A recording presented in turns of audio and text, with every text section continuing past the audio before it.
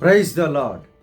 యేసుక్రీస్తు వారి ఘనమైన నామములో ప్రియా దేవుని బిడ్డలందరికీ నా హృదయపూర్వకమైన వందనములు, శుభములను తెలియపరుస్తూ ఉన్నాను. ఈ దినకాలపు ఆశీర్వాదపు లేఖనము జెఫన్యా గ్రంథము 3వ అధ్యాయము 16-17 వచనాలు. ఆ దినమున జనులు మీతో ఇట్లందురు, యెరూషలేమా భయపడకుము, సియోను ధైర్యము తెచ్చుకొనుము, నీ దేవుడైన యెహోవా నీ మధ్య ఉన్నాడు, ఆయన శక్తిమంతుడు, ఆయన మిమ్మును రక్షించును, ఆయన బహు ఆనందముతో నీయందు సంతోషించును, నీయందు తనకున్న ప్రేమను బట్టి శాంతము వహించి నీ అందలి సంతోషము చేత ఆయన హర్షించును. ప్రియమైనటువంటి దేవుని బిడ్డలారా, భయము అనేటువంటిది మానవ జీవితములో భయంకరమైనటువంటి ప్రమాదాన్ని గురి చేసేటువంటిది.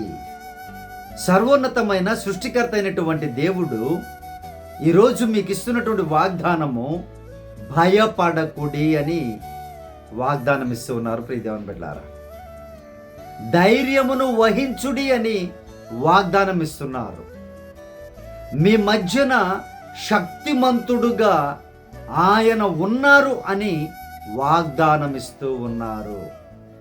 ఆయన మిమ్ములను రక్షిస్తారు అని వాగ్దానం ఇస్తున్నారు. ప్రేమైనటువంటి దేవుని బిడ్డ, నీవు ఆయనను ఎంత ప్రేమిస్తూ ఉన్నావో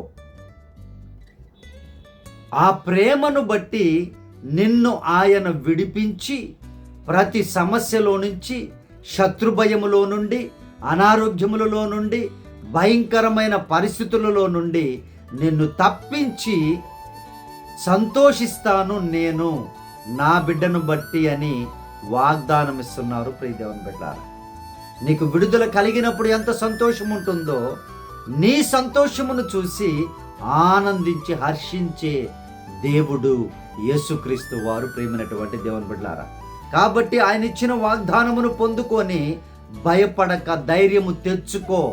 ఎక్కడి నుంచి తెచ్చుకుంటారు? ప్రభువైన యేసు యొద్ద నుండి. ఆయన మీకు ఇస్తున్నటువంటి వాగ్దానమును బట్టి ధైర్యము మీరు తెచ్చుకోవాలి. ప్రియ దేవుని బిడ్డారా, పిరికి వారిగా ఉండవద్దు, ప్రతి దానికి భయపడవద్దు.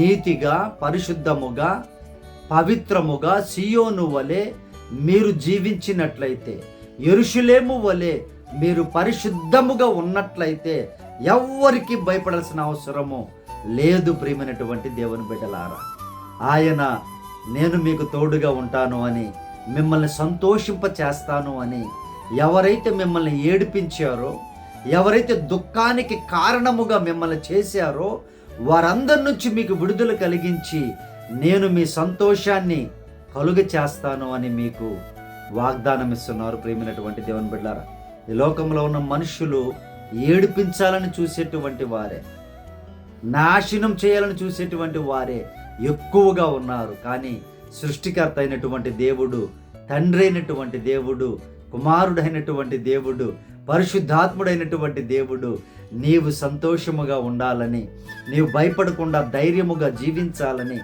ఆశపడి నీ మధ్య నేను ఉంటాను, శక్తిమంతుడుగా నేను ఉంటాను, నువ్వు ముందుకు కొనసాగు అని యేసయ్య వాగ్దానం ఇస్తున్నారు. ప్రియ దేవుని బిడ్డలారా, నీవు అటు ఇటు చూడకుండా భయపడక ప్రభు యొక్క మాటను బట్టి ధైర్యము తెచ్చుకొని, ఈ వాగ్దానమును బట్టి ధైర్యము తెచ్చుకొని నీవు మంచి కార్యములు పూనుకో. ప్రియ దేవుని బిడ్డ, దేవుడు సక్సెస్ చేయబోచు ఉన్నారు, దేవుడు నెరవేర్చబోచు ఉన్నారు, ఆయన ఆశీర్వదించబోచు ఉన్నారు, నిన్ను గొప్ప చేయబోచు ఉన్నారు.